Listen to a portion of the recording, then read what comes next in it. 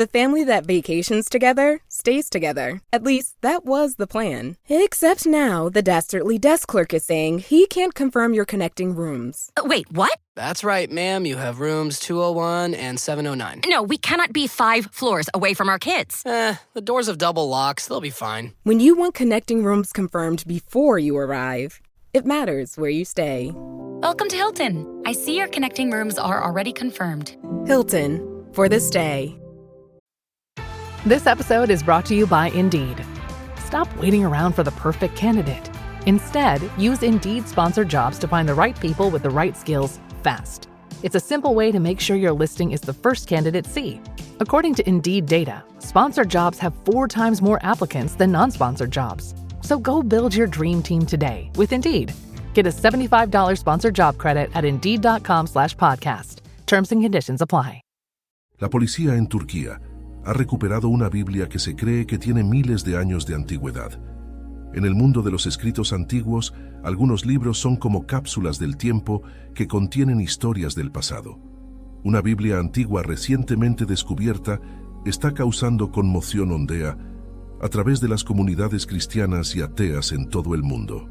Un antiguo rollo resucita la controversia al desenterrar los secretos enterrados de la vida de Jesús, ocultados deliberadamente por la Iglesia desde hace milenios.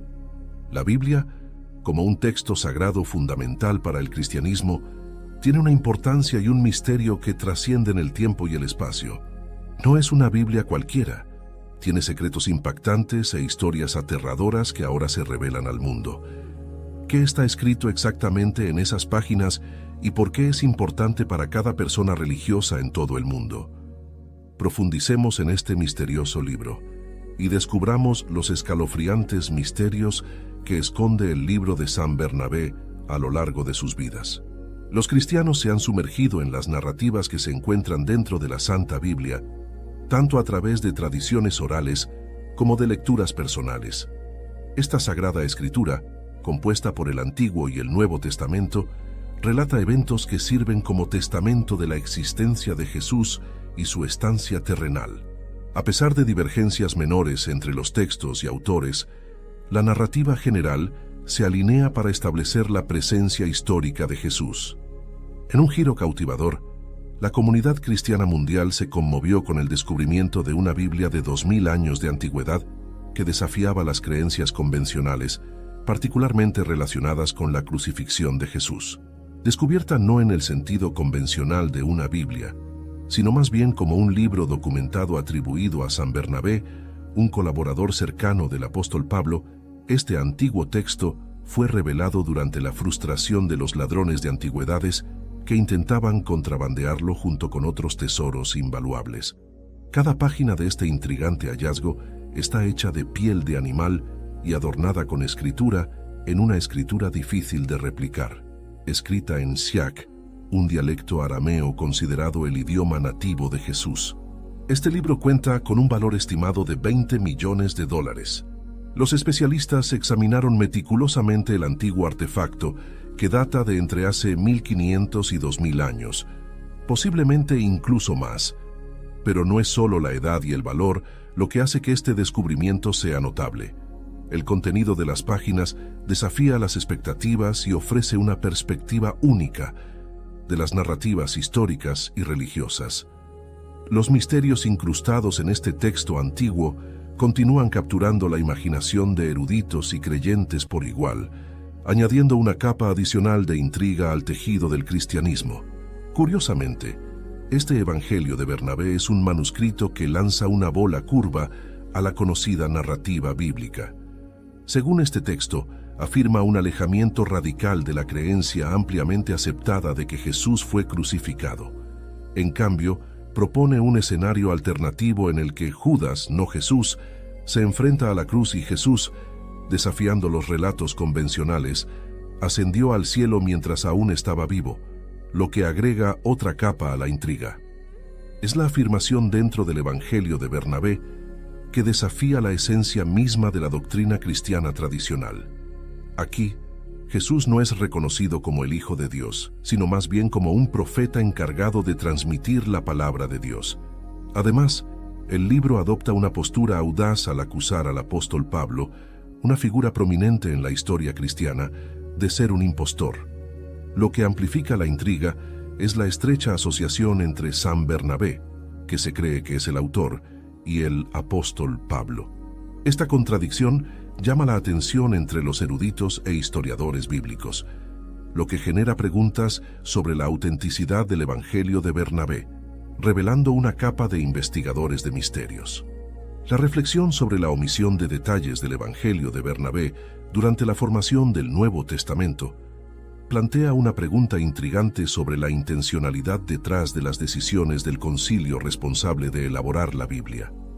La creencia predominante es que este concilio favoreció deliberadamente pasajes más canónicos y excluyó información potencialmente controvertida del Evangelio de Bernabé y textos similares. Un giro único en la narrativa surge cuando algunos eruditos proponen una lógica alternativa. Sugieren que la exclusión del Evangelio de San Bernabé podría deberse a la ausencia de cualquier relato de su muerte en la Biblia. Sorprendentemente, él es el único santo cuya muerte no se menciona en el canon. La naturaleza enigmática de este antiguo manuscrito ha captado la atención de expertos de todo el mundo, llegando incluso al punto en el que el Vaticano, el epicentro de la fe cristiana, se sintió obligado a investigar el Evangelio de Bernabé. Se erige como una pieza cautivadora que desafía las creencias establecidas e invita a una exploración más profunda de las complejidades de la historia bíblica.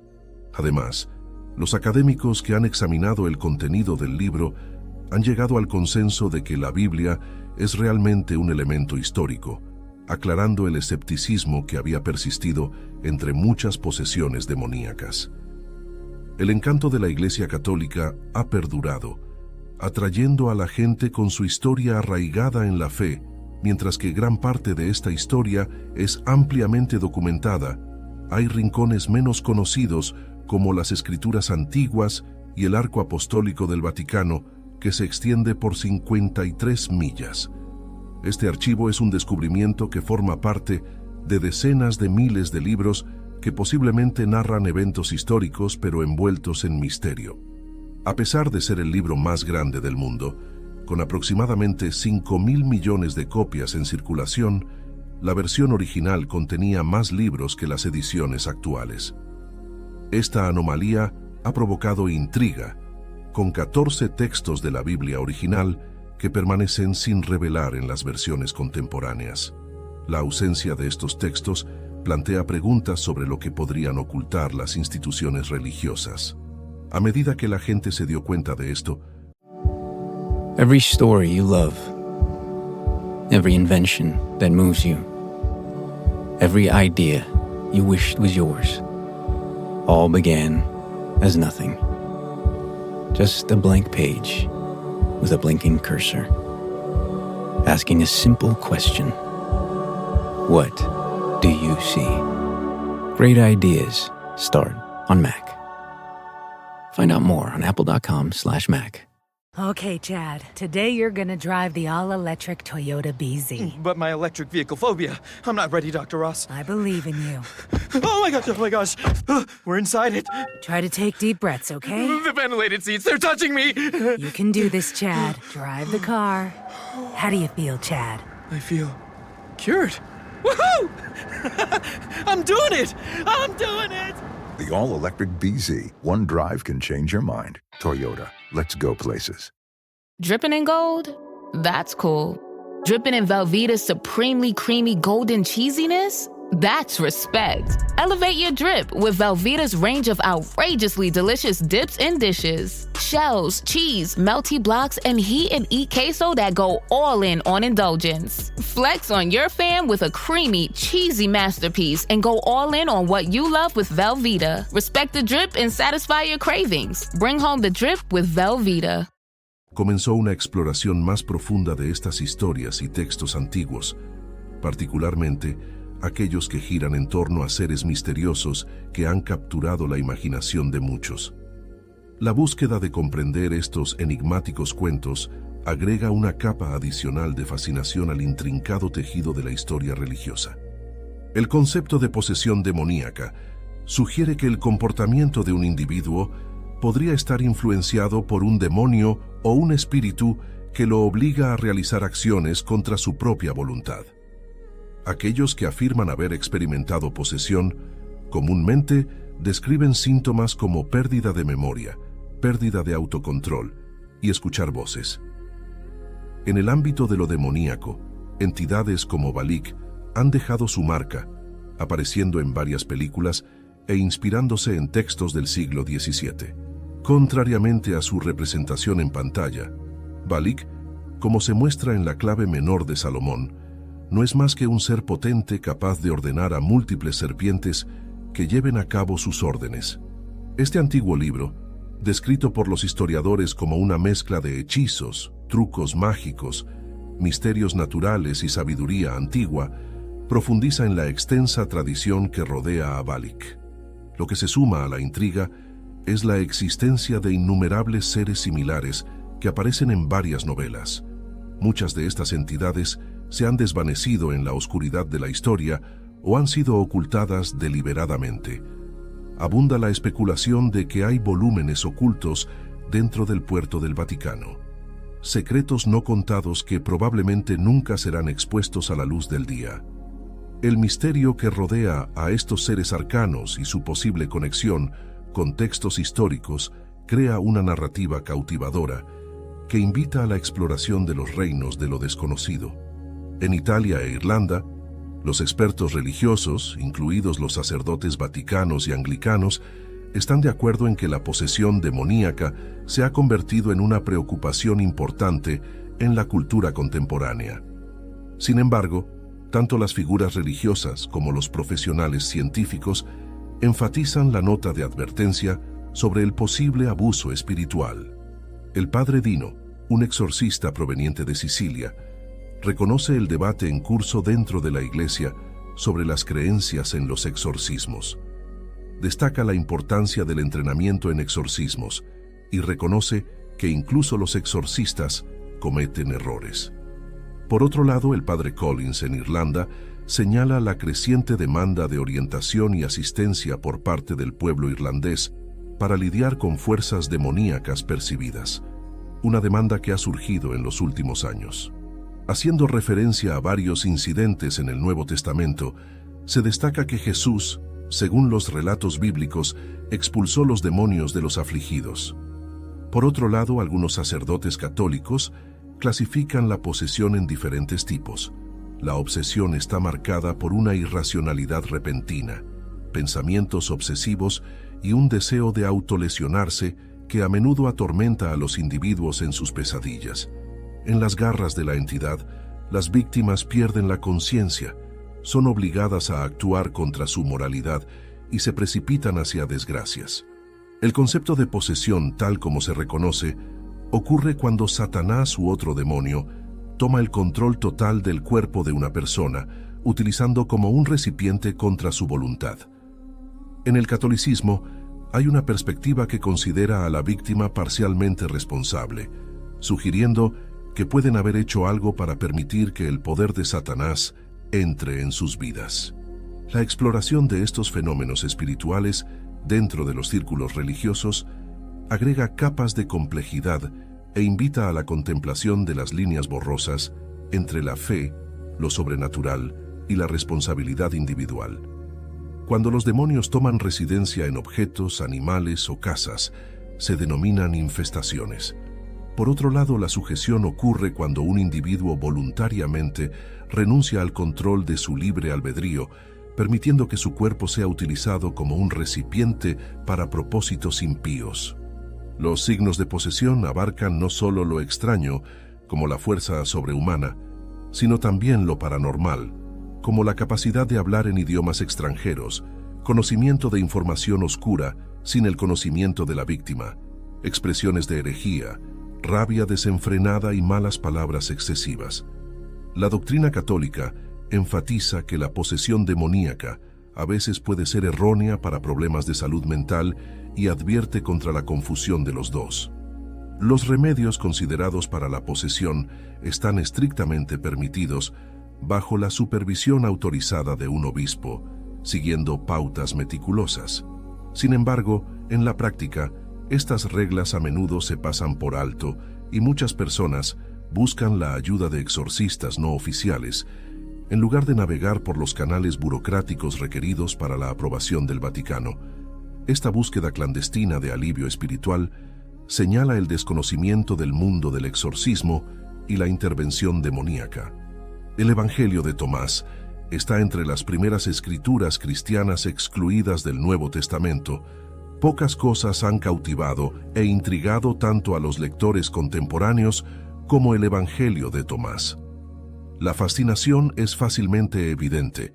Este Evangelio presenta una visión del cristianismo que es notablemente, incluso radicalmente distinta de la percepción convencional asociada con el término cristianismo. Curiosamente, esta perspectiva única resuena fuertemente con las preocupaciones de los buscadores espirituales modernos de mentalidad independiente. Independientemente de su afiliación religiosa, el Evangelio de Tomás consta de 4 dichos atribuidos a Jesús en lugar de narrar eventos de su vida. Algunos de estos dichos tienen variaciones encontradas en los Evangelios del Nuevo Testamento de Mateo, Marcos o Lucas, notablemente diciendo que el apóstol Pablo también hace referencia al número 17 en 1 Corintios 2:9. Sin embargo, la mayoría de los dichos en el Evangelio de Tomás son exclusivos de este texto. El significado del nombre de los apóstoles vinculado al texto de Tomás es fundamental para comprender el significado general del Evangelio de Tomás. Es importante tener en cuenta que, al igual que la atribución de los Evangelios del Nuevo Testamento a Mateo y Juan, el apóstol Tomás no es el autor genuino. El término Tomás se traduce como gemelo tanto en arameo como en siriaco. La Escritura retrata a Tomás como el gemelo espiritual de Jesús, lo que significa un profundo parecido espiritual. Tomás logra esta parodia espiritual a través de la adquisición de gnosis, que denota la salvación lograda a través de una comprensión experiencial mística de la verdadera naturaleza espiritual de la realidad, particularmente la esencia última del yo. Esta representación de Tomás como una contraparte espiritual de Jesús agrega una capa intrigante a la exploración de la comprensión profunda y el misticismo dentro del contexto del cristianismo primitivo. La gnosis, una profunda comprensión y conocimiento espiritual, se presenta en el Evangelio de Tomás como una meta alcanzable para cualquier persona. La esencia es guiar a los lectores hacia el logro de una similitud mística con Cristo mismo, como se expresa en el dicho 108, «El que beba de mi boca será como yo soy. Yo también me convertiré en él, y las cosas ocultas le serán mostradas». En el Evangelio de Tomás, la gnosis se presenta como un tipo de conocimiento que trasciende la comprensión ordinaria y no puede comunicarse efectivamente solo a través de palabras. Jesús, en respuesta a los discípulos que buscan instrucciones explícitas para la salvación, reprende su pensamiento literal. En cambio, proporciona dichos enigmáticos que alientan a los lectores, muy parecidos a los discípulos, a pasar del pensamiento crítico rígido a modos más intuitivos y sutiles de comprensión. La anticipación de la segunda venida de Jesús y la dramática llegada del reino de Dios tuvieron una importancia sustancial en el cristianismo primitivo. Sin embargo, el Evangelio de Tomás desafía las interpretaciones convencionales de estas ideas, diciendo en el dicho 3 que el reino de Dios está dentro de ti y a tu alrededor, enfatizando que aquellos que adquieran autoconocimiento descubrirán este estado espiritual del ser. A diferencia de la expectativa predominante de eventos terrenales futuros, el reino de Dios, según el Evangelio, es una realidad presente y accesible para aquellos que adquieren gnosis en el aquí y ahora. La mayoría de los eruditos creen que el Evangelio de Tomás tomó su forma actual a finales del siglo I o principios del II. Sin embargo, su contenido comprende material mucho más antiguo que se basa en colecciones de dichos atribuidos a Jesús que circularon entre los primeros cristianos. A diferencia de los evangelios del Nuevo Testamento de Mateo, Marcos y Lucas, el Evangelio de Tomás no parece utilizar los evangelios incluidos posteriormente en el Nuevo Testamento como fuentes. Incluso cuando hay una superposición, las versiones de los dichos en el Evangelio de Tomás difieren significativamente de las del Nuevo Testamento. Esto sugiere que el autor de Tomás puede haber recurrido a fuentes tanto orales como escritas que influyeron en los evangelios del Nuevo Testamento en lugar de usarlos directamente. Sorprendentemente, los evangelios mismos omiten ciertos dichos del Nuevo Testamento atribuidos a Jesús que podrían haber respaldado sus objetivos teológicos a pesar de los esfuerzos de supresión. Este evangelio fue popular en la Antigüedad tardía y fue mencionado o citado por los primeros escritores cristianos. Su influencia persistió hasta los siglos V y VI, y hoy en día solo quedan 2 copias, una versión griega fragmentada, probablemente su idioma original, y una traducción copta casi completa de la biblioteca Nag Hammadi. La importancia del contexto egipcio en la conservación de manuscritos antiguos es notable. Los egipcios son conocidos por sus métodos únicos de escritura jeroglífica y documentación. Con manuscritos antiguos como los textos de las pirámides y el Libro de los Muertos siendo ejemplos prominentes. Estos textos están llenos de hechizos y rituales relacionados con la muerte y el más allá, a menudo acompañados por rollos de papiro posteriores que contienen fórmulas místicas para la salud y la prosperidad, incluidas maldiciones para los adversarios percibidos. A medida que el antiguo Egipto evolucionó, estos textos se arraigaron en su cultura. En medio de ellos, hay un documento peculiar conocido como el Manual Egipcio de Poder Ritual. Este libro mágico escrito en copto, una lengua greco-egipcia desarrollada en el siglo a.C., supuestamente contiene los secretos de una secta cristiana perdida. El Manual de Poder Ritual, que abarca 20 páginas de pergamino, destaca por sus hechizos y maldiciones únicos que no se encuentran en obras anteriores. Lo que lo hace aún más misterioso es su referencia a una figura central llamada Bak-Toa, reconocido como el gran señor de 49 especies de serpientes, una característica poco común que no se encuentra en ningún otro texto antiguo. Enoc es sin duda una figura cautivadora en los cuentos bíblicos. No solo era bisnieto de Adán, sino que también era el bisabuelo de nada menos que Noé. El mismo Enoc llevó una vida de profunda santidad y fe inquebrantable, dedicada enteramente a lo divino. En la Biblia hay 2 personajes llamados Enoc. El primer Enoc es mencionado en Génesis 4, 17, 18. Es el hijo de Caín y el padre de Irad, y se registra como el constructor de una ciudad que lleva su nombre. El segundo Enoc es un personaje notable que se menciona en Génesis 5, 18, 24. Este Enoc es el hijo de Jared, quien a su vez es el bisnieto de Adán. Según el relato bíblico, Enoc caminó con Dios y fue llevado al cielo por Dios sin experimentar la muerte. Esta narrativa se destaca por su brevedad y misterio en comparación con otros patriarcas bíblicos. La influencia de Enoc reverberó a través de los tiempos cuando se convirtió en el patriarca de muchos, dejando una marca indeleble en la narrativa bíblica en desarrollo. Lo que hace que la historia de Enoc sea verdaderamente extraordinaria es que, junto a Elías, él es uno de los pocos elegidos de la Biblia que de manera bastante notable pasó por alto el curso habitual de la muerte y en su lugar aparentemente fueron llevados directamente al cielo. La historia de Enoc, entretejida con un linaje de longevidad y una partida celestial, agrega una capa de mística al gran tejido de la narrativa bíblica que profundiza en el carisma de Enoc, una figura intrigante grabada en la narrativa del Génesis. Se desarrolla un evento críptico, cuando Dios se lo lleva después de 356 años notables en la tierra. Esta partida enigmática refleja el acto divino presenciado por Elías el profeta, agregando un toque etéreo a la historia de Enoc. La vida de Enoc se desenvuelve como un tapiz tejido con una fe inquebrantable que lo distingue como una figura que goza del favor divino.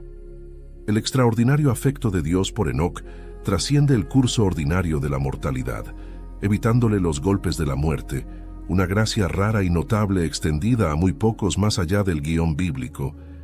La influencia de Enoc resuena a través de las tradiciones judías y cristianas, renombrado como el escriba del juicio y acreditado como el autor del Libro de Enoc. Su nombre resuena en varios textos bíblicos, desde el Evangelio de Lucas hasta la Epístola a los Hebreos y la Epístola de Judas. La Iglesia Católica, la Ortodoxia Oriental, honran a Enoc como un santo, elevando su estatus a Enoc. Su papel se extiende más allá de ser una mera figura histórica. Emerge como un predicador prominente, una voz valiente en un mundo contaminado por la inmoralidad. Sus sermones hacen eco de los juicios de Dios sobre la humanidad, preparando el escenario para la misión posterior de Noé, como predicador de justicia y constructor de la icónica Arca. Para desentrañar las profundidades de los antecedentes de Enoc y sus encuentros sobrenaturales, uno debe navegar por los libros apócrifos que se le atribuyen. Estos textos iluminan las dimensiones místicas de esta cautivadora figura bíblica, que ofrece un portal a un reino donde lo divino y lo terrenal convergen en una intrigante armonía. El libro de Enoc abarca diversas obras monumentales que profundizan en conceptos profundos como las recompensas, el castigo, el fin del mundo y el juicio final. Los capítulos iniciales, que van del 6 al 36, profundizan en temas como los ángeles, el árbol de la vida, Jerusalén y el universo, una sección importante conocida. El libro de los vigilantes narra la historia de los ángeles caídos, descritos en Génesis 6:1-4, quienes transgredieron al seducir a las mujeres humanas, dando lugar a los Nefilim y compartiendo un conocimiento profundo con la humanidad. Esta cadena de eventos culmina en el gran diluvio y la destrucción de los Nefilim. El término Nefilim denota a los caídos, representados como seres colosales. Las interpretaciones sobre la relación entre los hijos de Dios y los Nefilim varían. Algunos sostienen que los hijos de Dios son ángeles caídos y los Nefilim son sus descendientes con mujeres humanas. Esta perspectiva se describe en el primer libro de Enoc, una fuente judía canónica que sigue siendo ampliamente reconocida. El primer libro de Enoc describe a los Nefilim como gigantes, lo que sugiere una asociación con individuos de tamaño notable. La enormidad percibida de los Nefilim a menudo se atribuye a su origen sobrenatural, lo que plantea preguntas teológicas sobre la posibilidad de que existan ángeles o demonios que se apareen físicamente con humanos. Una perspectiva alternativa, menos arraigada en lo sobrenatural, propone que los Nefilim eran esencialmente hombres pecadores. Según este punto de vista, los Nefilim eran descendientes de Set, el hijo justo de Adán, pero decidieron rechazar a Dios. Esta perspectiva se conoce como la visión Sian, respaldada por figuras notables como San Agustín, varios padres de la Iglesia y numerosos eruditos judíos. La visión Sian se expande para proponer que las hijas de la humanidad eran las mujeres impías de Caín, el malvado hijo de Adán, ya sea interpretado literal o metafóricamente. La imponente estatura de los Nefilim, considerados grandes guerreros, es una característica que capta la atención y genera interpretaciones sobre su lugar en las narrativas antiguas.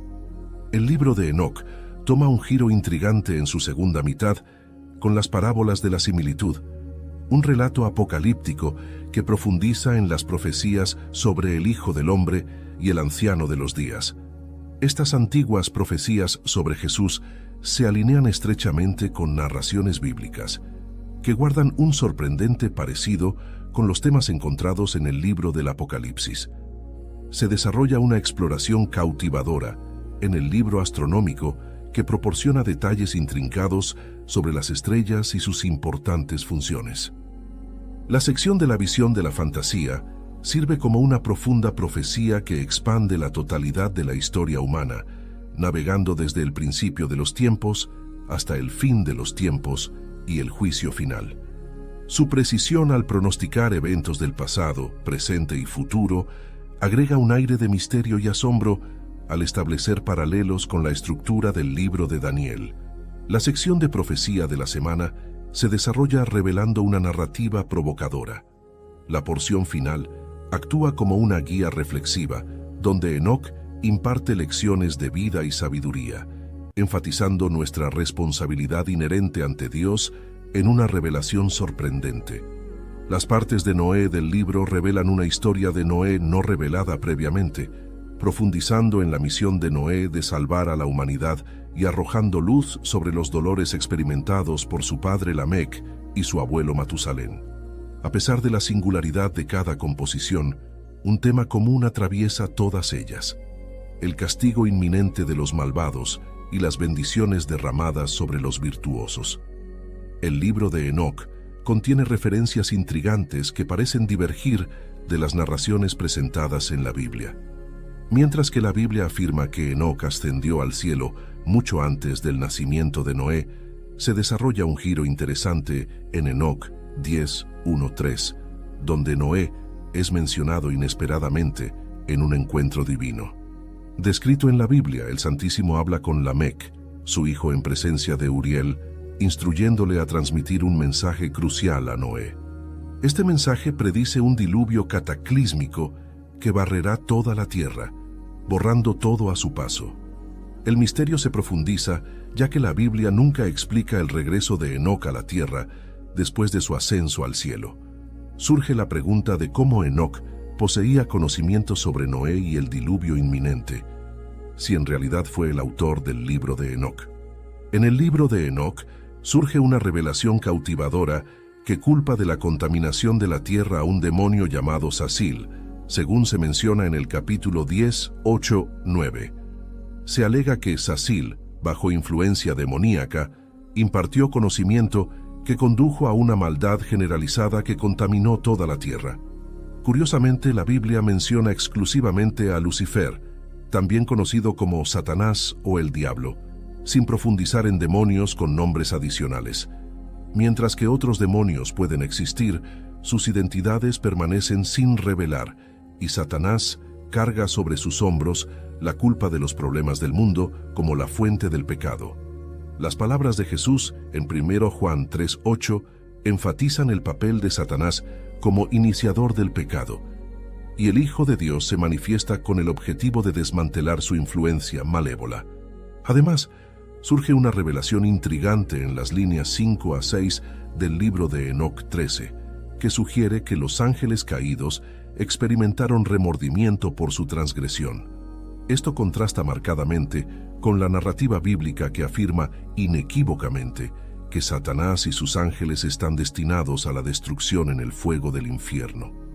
La Biblia en Mateo 25:41 declara que Él dirá a los de su izquierda: «Apartaos de mí, malditos, al fuego eterno preparado para el diablo y sus ángeles». Este pasaje de las Escrituras enfatiza el destino irrevocable de Satanás y sus ángeles, insinuando su falta de voluntad para arrepentirse. El arrepentimiento es el camino hacia la salvación del fuego del infierno, y las promesas de Dios son inquebrantables. El Señor, paciente y no dispuesto a ver perecer a nadie, llama al arrepentimiento.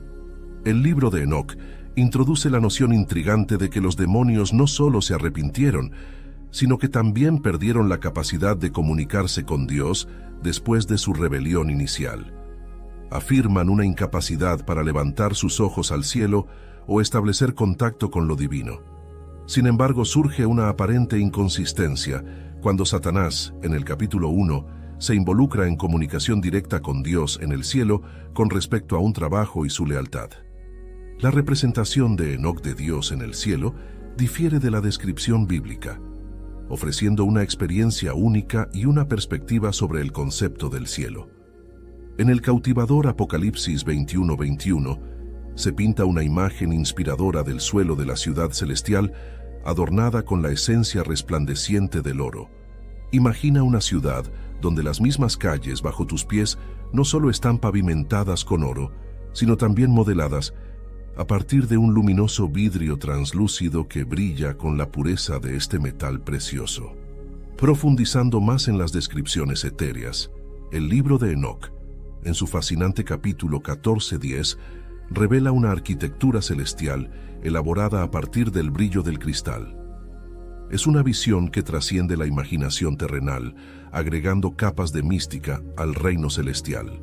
Si bien es innegablemente intrigante, es esencial reconocer que el primer libro de Enoc no se considera escritura inspirada divinamente, que caracteriza intrigantemente a los textos canónicos. El libro de Enoc no es ajeno a los manuscritos históricos de la Iglesia primitiva que aparecen en el libro apócrifo de Baruch, pero su coherencia al contradecir las narrativas bíblicas establecidas llama la atención. La búsqueda para desentrañar la filosofía y las enseñanzas de Enoc se convierte en una exploración fascinante. Con las complejidades de la precisión histórica y la tradición, esta enigmática Biblia de 2000 años sigue generando debates e intriga. ¿Qué opinas sobre esta antigua obra? Déjanos saber en los comentarios a continuación. Muchas gracias por ver el video, que Dios te bendiga y te acompañe siempre. Hasta la próxima.